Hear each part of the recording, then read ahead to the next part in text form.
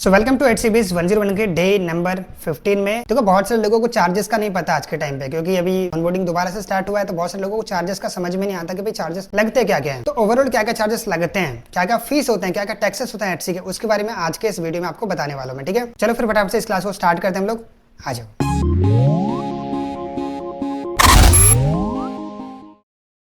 तो बेसिकली इस क्लास में आपको पूरा HC के जो भी फीस होते हैं ना, उन सब के बारे में आपको बताने वाला हूँ एक एक करके। ठीक है, देखो फीस ऐसे बहुत सारे HC चीजें बताते हैं, बट मैं आपको वो बताऊंगा जो इंपॉर्टेंट है हम सेलर्स के लिए।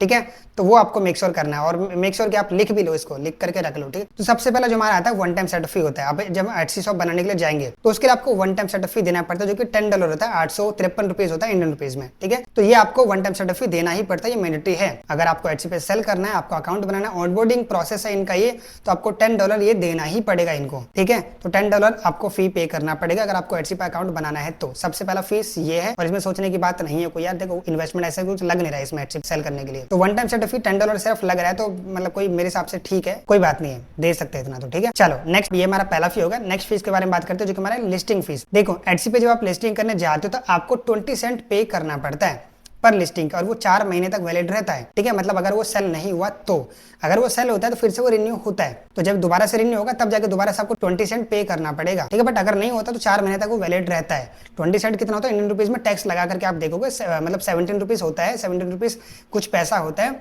20 सेंट, और जब टैक्स लगाते हैं तो 20 रुपीज आनर बन जाता है ऑन एन एवरेज। 20 रुपीज आप मोटा मोटा लेके चल सकते हो, जो लिस्टिंग का फी देना पड़ता है। ठीक है, तो ये आपका लिस्टिंग फीस हो गया। नेक्स्ट चलते हैं, जो कि हमारा है ट्रांजैक्शन फीस। ठीक है, जब भी आप HC पे कोई भी सेल करते हो, HC पे कोई भी सेल आपको आता है, तब आपको ट्रांजैक्शन फी देना पड़ता है, जो कि हमारा 6.5% होता है। जो भी लिस्टिंग आपका प्राइस रहता है, जो भी आपका, चाहे मतलब $5 का प्रोडक्ट है, चाहे आपका $500 का, चाहे आपका $50 का, चाहे जितने भी डॉलर का प्रोडक्ट आपका, उस पर आपको 6.5% आपको देना पड़ेगा एज ए ट्रांजेक्शन फी। समझ गए? तो ट्रांजेक्शन फीस हमारा हो गया। नेक्स्ट चलते हैं, जो कि हमारा है ऑफ साइट एड्स फी। ठीक है, आप देखो ये ऑप्शनल है, क्योंकि ये आप ऑन ऑफ कर सकते हो।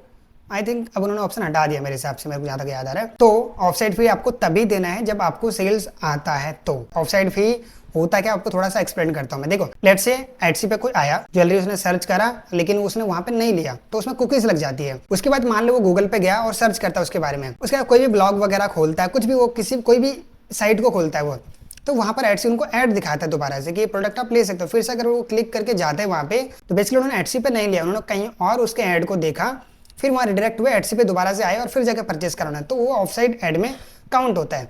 समझ गए? तो ये बेसिकली ऑफसाइड वो, तो कोई भी वो ब्लॉग हो सकता है, कोई भी अदर वेबसाइट हो सकते हैं, कोई भी न्यूज वाली वेबसाइट हो सकती है, कुछ भी हो सकता है बेसिकली वो HC को साइड करके। ऑफ साइड में वही आता है वो, इवन वो पिंटरेस्ट भी हो सकता है, पिंटरेस्ट पे भी ऐड आता है HC, जो ऑफ साइड ऐड होता है वो पिंटरेस्ट पे भी आता है। तो ये हो गया। ठीक है, तो इसमें क्या होता है, इसमें थोड़ा सा एक्सप्लेन करता हूँ जो इजी तरीके से इनका फी स्ट्रक्चर क्या रहता है। सबसे पहले चीज, अगर आप $10,000 से कम का सेल्स करते हो ओवर द प्रायर 365 डेज, मतलब 365 डेज के अंदर अगर आप $10,000 से कम का सेल्स करते हो, तब आपको 15% पे करना है। समझ गए?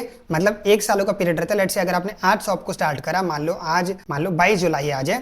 ठीक है, 22 जुलाई आज अगर आपने आज स्टार्ट करा, तो अगले नेक्स्ट 22 जुलाई तक वो 365 दिन काउंट होगा। ठीक है, तब से वो ऐड रन होना स्टार्ट होता है। मतलब जब भी बेसिकली ऑफसाइड अगर ऑन होता है, तो अभी मैंने ऑप्शन चेक नहीं करा इसका, अगर ऑन होता है, मान लो आज आपने ऑन करा, तो नेक्स्ट ईयर तक 365 दिन जो होते हैं तब तक।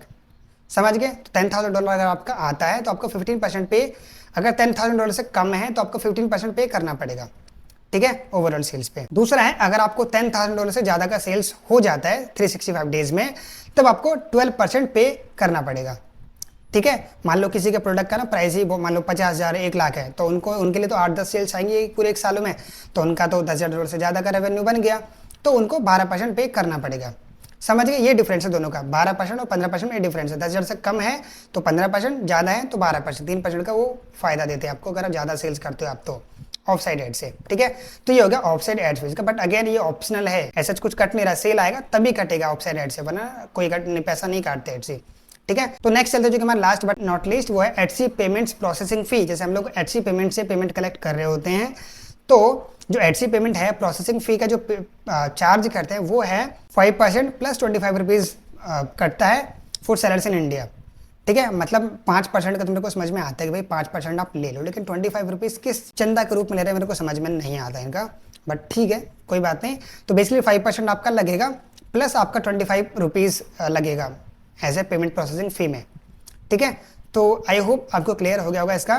तो पेमेंट प्रोसेसिंग फी और बाकी सारी फीस मिला करके, तो मोटा मोटा अगर मैं ओवरऑल फीस का बताऊं पूरा एटसी पे अगर आप सेल कर रहे हो तो 12-13% ऑन एवरेज बैठ जाता है, मगर मोटा मोटा अगर एक सेल पे लगाऊं तो अगर आप एक सेल ला रहे हो, चाहे वो मान लो $100 का है, चाहे वो कितने भी डॉलर का है, मोटा मोटा उस पर 12-13% का जो फीस है वो लग जाता है एटसी पे, ठीक है। ये मोटा मोटा बता रहा हूँ मैं आपको, अगर आप कैलकुलेट करोगे ऑन एवरेज तो इतना ही पड़ जाता है, ठीक है। चलो आई होप आपको क्लियर है सब कुछ। सो या that's it for today. I hope आपको सब कुछ क्लियर है, सब कुछ समझ में आ गया होगा, ठीक है। बाकी चलो मैं मिलता हूँ आपसे नेक्स्ट क्लास में। So wish you all the very best, bye bye, take care.